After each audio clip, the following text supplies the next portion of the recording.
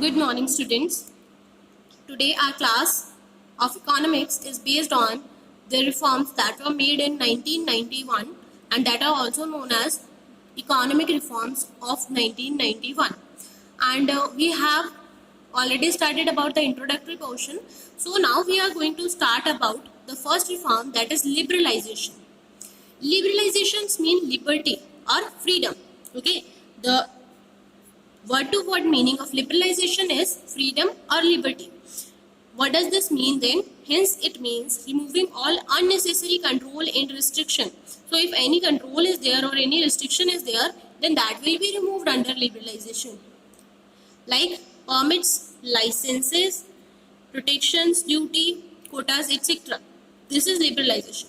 So, liberalization means freedom, and when you are talking about an economy, then liberalization means freeing an economy, giving freedom to an economy. So what was the earlier pressure on that economy? So if we are making them free, was there any trap on our economy? Yes, there was a trap on our economy. What was that trap?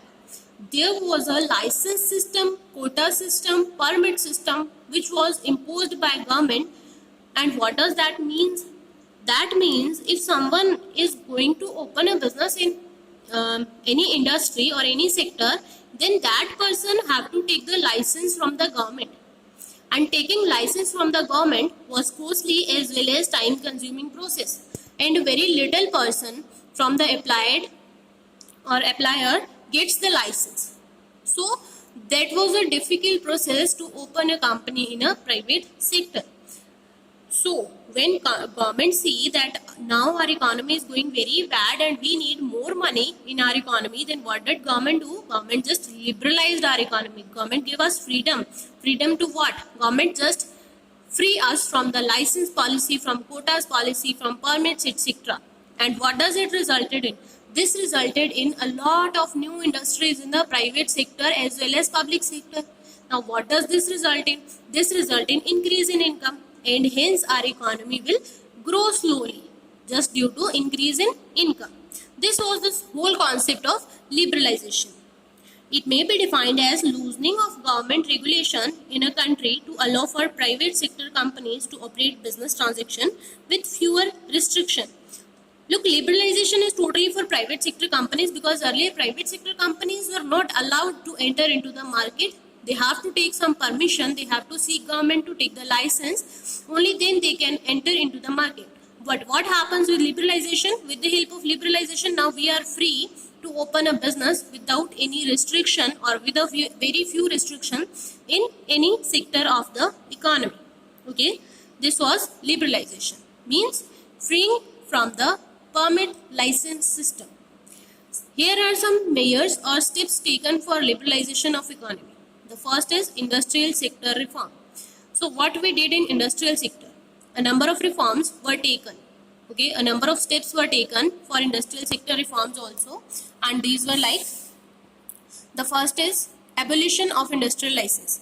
That we abolished the industrial license. We just violated the industrial license policy. The government abolished the license requirements of all industries, which means license system is now finished from all the industries except for 5 industries. Now what are these 5 industries? Liquor, like alcohol, cigarettes, defense equipments. The equipments are the guns or other things the defense line uses. Then industrial explosives, which can cause huge bomb blast. Then dangerous chemicals, drugs and pharmaceuticals, okay, that can cause harm to someone's life. These are the 5 things that are now required to take license. That means if we want to open a business of these 5 things, then we have to take a license from the government, and in else any business you don't require any license at all. Okay. The second thing that we did in the industrial sector reform is contraction of public sector. Contraction of public sector means a number of public sector industries which were earlier reserved under government control, which means there was a monopoly of government on those industries. Okay, these industries were earlier 17 and now they reduced to 8 in count, which means we have just taken the government control. We have just reduced the government control, government monopoly from these industries, which were earlier 7 and now they are just 8 in number, which means 9 industries were taken out from the public sector. Presently, these companies are only 3 in number. Okay. Now we have only 3 industries which are only reserved to public sector, and else all are open for private sector as well as public sector. Okay. This data is of 1991 and this is the current data. Public sector undertaking, that is PSU, controls the sector that are mentioned below. The first one is railway, second is atomic energy, and third is defense. Else all the sector are free to be run in private sector also as well as public sector. The third thing we did is de-reservation of production area. De-reservation of production area. What happened? The production areas which were earlier reserved for small scale industry, because what we started in the last chapter, that small scale industries are very much important for our economy because these are providing very much income to us. So what happened? That whenever we are giving small scale industries some protection, which means we have reserved a particular business so that particular business can be opened in only small scale area. This was what government have done. This improved the land efficiency and developed more cultivation areas across the country. Farmers were earlier restricted to use areas owned by them.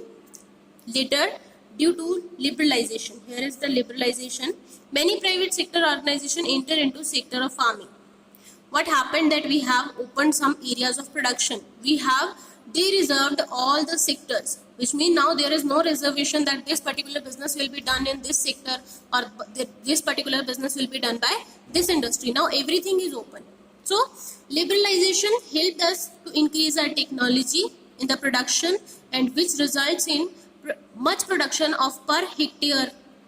Okay, like if you are you have sowed some grains, then per hectare output of that will be increased accordingly.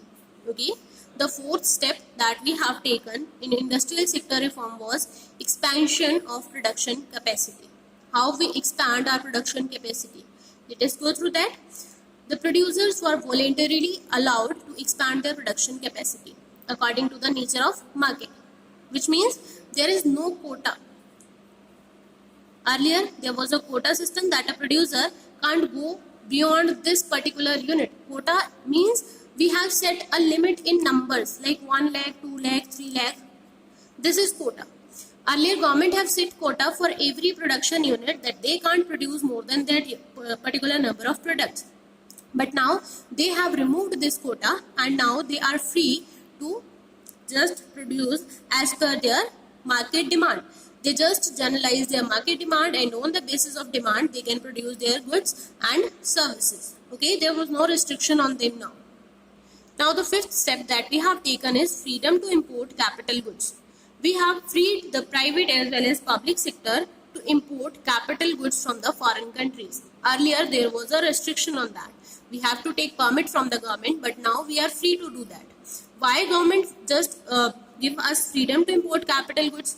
Because whenever we are going to import capital goods, that will ultimately affect our production capacity. Now what are capital goods? Capital goods are basically those machineries which are used for production. So if we are importing machineries, then means we are setting up a unit of production. And if we are setting up a unit of production, then what will happen? Our number of unit production will increase and simultaneously GDP will also increase. Okay. To upgrade and adopt technology which is more advanced as compared to the technology that we are using, the business houses were allowed to import capital goods from which countries? From well developed and advanced countries. Okay, it helped in increasing the percentage of production across the country, and hence everybody was affected by this. So here we have discussed the industrial sector reforms that were taken under the liberalization concept. In the next class, we will study about the financial sector reforms. I hope you understood the meaning of liberalization as well as the industrial sector reforms. Have a very good day, students.